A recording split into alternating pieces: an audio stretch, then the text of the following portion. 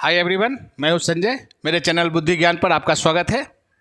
आइए आज हम सब मिलकर बिहार के स्वास्थ्य व्यवस्था पर चर्चा करते हैं। देखते हैं बिहार के स्वास्थ्य व्यवस्था पर चर्चा करने के पहले कुछ मुद्दों को पहले चिन्हित करते हैं कि इस पर हम लोग किन किन बातों पर चर्चा करते हैं। तो बिहार में हमारी हेल्थ केयर का संरचना कैसी है, पहला नंबर कि उसके संरचना पर हम लोग चर्चा करते हैं। उसके बाद बिहार में स्वास्थ्य की स्थिति क्या है, इसको देखते हैं। तीसरा, बिहार स्वास्थ्य व्यवस्था में इतनी निम्न स्तर के लिए कौन कौन जिम्मेवार हैं, और चौथा, इसको सुधारने के लिए सरकार के तरफ से क्या प्रयास किए जा रहे हैं।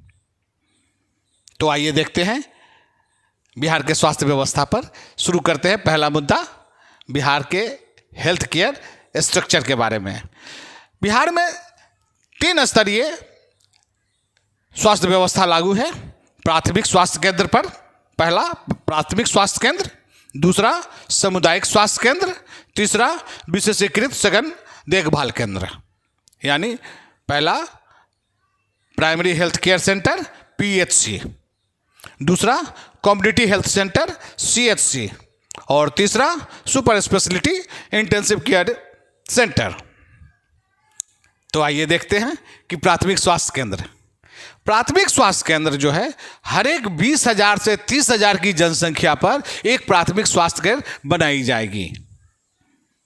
यानी 20,000 की संख्या हिली और जनजातीय क्षेत्रों के लिए है, और मैदानी भाग के लिए 30,000 की संख्या पर एक प्राथमिक स्वास्थ्य केंद्र का होना अनिवार्य है। इसमें प्रारंभिक जो ये केंद्र है, इसमें डॉक्टर यहाँ से प्रारंभ हो जाते हैं। यानी MBBS डॉक्टर प्राथमिक स्वास्थ्य केंद्र पर मिलते हैं, और यहीं से प्रारंभ हो जाता है डॉक्टरों का। यानी प्राथमिक स्वास्थ्य केंद्र पर बहुत अच्छे व्यवस्था होते हैं, और यहाँ 15 स्टाफ होते हैं स्वास्थ्य व्यवस्था को देखरेख करने के लिए।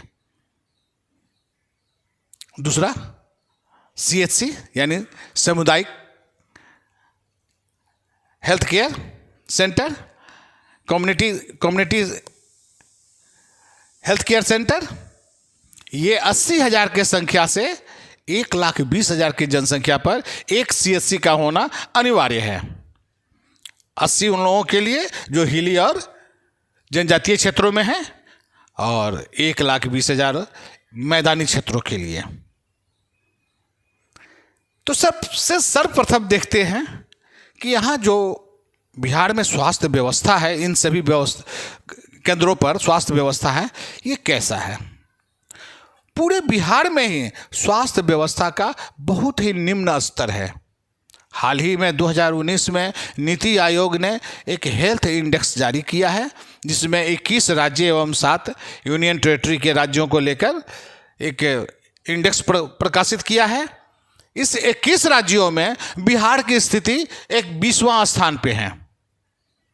21वां पर उत्तर प्रदेश, और 20 पर यानी नीचे से दूसरे पर बिहार है। इतनी बुरी स्थिति बिहार की स्वास्थ्य व्यवस्था की है।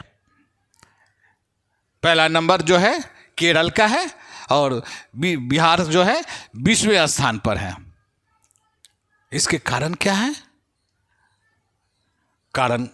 आइए इस पर कारण पर निगाह डालते हैं। बिहार के 38% जनसंख्या गरीबी रेखा से नीचे गुजर बसर करती है। यानी बिलो पॉवर्टी लाइन जो है बिहार में 38% लोग बिहार में बिलो पॉवर्टी लाइन में रहते हैं। यानी यहाँ बहुत ही गरीबी है। गरीबी के कारण, आर्थिक तंगी के कारण वो अपने स्वास्थ्य पर पैसा नहीं खर्च कर पाते हैं, जिसके चलते उनकी स्वास्थ्य अच्छी नहीं होती है, स्वास्थ्य अच्छा नहीं होता है। दूसरा कारण, हर एक तीसरे महिलाओं में कुपोषण का शिकार होना। यानी बिहार के हर एक तीसरा महिला कुपोषित है। तीसरा, बिहार के हर एक दूसरा महिला रक्त की अल्पता से ग्रसित है, यानी रक्त की कमी से ग्रसित है। और सबसे बड़ी मुख्य कारण तो हमें ये लगता है कि बिहार में लड़कियों की शिक्षा की बहुत ही कमी होने के कारण, यानी महिला साक्षरता बिहार में 51.5% होने के कारण, महिलाओं में शिक्षा की कमी होने के कारण वो अपने स्वास्थ्य पर प्रॉपर ध्यान नहीं दे पाते हैं, देखभाल नहीं कर पाते हैं। इसके लिए भी जिम्मेदार है यहाँ की स्वास्थ्य व्यवस्था। तो आइए देखते हैं कि इसके सुधार के, इसके निवारण के क्या क्या प्रयास सरकार के स्तर पर किए जा रहे हैं। दो स्तर पर, सरकार के तरफ से दो स्तर पर काम किए जा रहे हैं इसके लिए। पहला तो केंद्र सरकार, दूसरा राज्य सरकार। केंद्र सरकार पर एक सबसे बड़ी योजना जो है लागू की गई है, आयुष्मान भारत योजना। इसमें गरीबों के लिए, जो बिलो पॉवर्टी लाइन है, उनके लिए 5 लाख के सालाना कैशलेस उनकी स्वास्थ्य का देखभाल के लिए किसी भी हॉस्पिटल में कैशलेस व्यवस्था किया गया है इस कार्ड के जरिए, यानी स्वास्थ्य बीमा के जरिए। यह विश्व की सबसे बड़ी स्वास्थ्य बीमा योजना है। इसमें केवल बिहार में 50 लाख लोग इससे प्रभावित होंगे, इससे लाभान्वित होंगे। दूसरा, केंद्र सरकार के स्तर पर प्रधानमंत्री मातृत्व वंदना योजना। इसके अंतर्गत गर्भवती महिलाओं को आर्थिक रूप से सहायता दी जाती है, उनके खान पान में सुधार करने के लिए, उनके जच्चा बच्चा के देखभाल के लिए, ताकि किसी भी पैसे की कमी के कारण उनकी जच्चा का देखभाल में कोई कमी ना रहे। इसके लिए आर्थिक सहायता दी जाती है। राज्य सरकार भी हमारे पीछे नहीं है। तो भारत में, बिहार में मातृ मृत्यु दर को 70 पर लाने की योजना रखी गई है। यानी किसी भी राज्य के स्वास्थ्य व्यवस्था की स्थिति इसी पर निर्भर करती है कि वहाँ दो चीज़ जरूर देखें और उसके वहाँ उस स्टेट के पूरे स्वास्थ्य व्यवस्था का पता चल जाएगा। पहला, वहाँ के शिशु मृत्यु दर की स्थिति क्या है और वहाँ मातृत्व मृत्यु दर की स्थिति क्या है। तो बिहार में शिशु मृत्यु दर 35 प्रति 1000, यानी 1000 बच्चों के जन्म पर 35 बच्चे की मृत्यु हो जाती है। यह बहुत ही बुरी स्थिति है, भयावह स्थिति है। साथ ही मातृत्व मृत्यु दर भी 165 प्रति लाख पर स्थिति है और ये भी कम भयावह नहीं है। इसको कम करने के लिए बिहार सरकार, हमारी सरकार जो है, वचनबद्ध है कि 2030 तक 165 की संख्या को 70 पर ले आने के लिए। इसी के क्रम में प्रत्येक जिले में एक जीएनएम ट्रेनिंग सेंटर खोलना, एक पैरामेडिकल सेंटर खोलना, इसके लिए ताकि स्वास्थ्य की व्यवस्था को अच्छा किया जा सके, इसमें सुधार लाया जा सके, लोगों को लाकर, स्टाफों को लाकर इसमें सुधार लाया जा सके। प्रखंड के स्तर पर एक एएनएम ट्रेनिंग सेंटर, आशा कर्मियों को मोबाइल सॉफ्टवेयर से जोड़ा गया है ताकि किसी भी स्थिति में प्रसव जो है, महिला की प्रसव जो है, इंस्टीट्यूशनल डिलीवरी हो सके, अस्पतालों में उनकी डिलीवरी हो सके।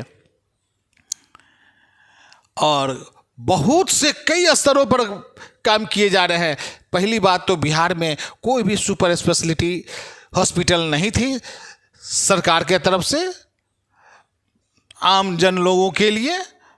ऐसे प्राइवेट में तो बहुत से होंगे, लेकिन पब्लिक के लिए जो है, बिहार वासियों के लिए जो है, सरकारी स्तर पर कोई भी सुपर स्पेशलिटी हॉस्पिटल नहीं थी। लेकिन बिहार सरकार ने पहला बार IGIMS को 138 करोड़ रुपए का फंड देकर अविलंब इसको जो है सुपर स्पेशलिटी सेंटर हॉस्पिटल के रूप में परिवर्तित करने का लक्ष्य रखा है।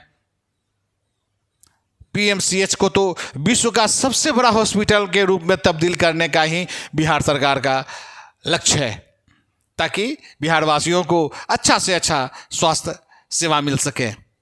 तो दोस्तों, ये है स्वास्थ्य व्यवस्था पर हमारा ये आज की वीडियो। आपको कैसा लगा अच्छा लगा तो लाइक करेंगे, और जो मेरे चैनल पर नए हैं वो सब्सक्राइब करेंगे और बेल के आइकन को ज़रूर दबाएंगे, ताकि आपको हमारे द्वारा बनाया गया कोई भी वीडियो आपको सर्वप्रथम आपको मिल जाए। कमेंट्स करके भी बताएंगे कि ये वीडियो आपको कैसा लगा।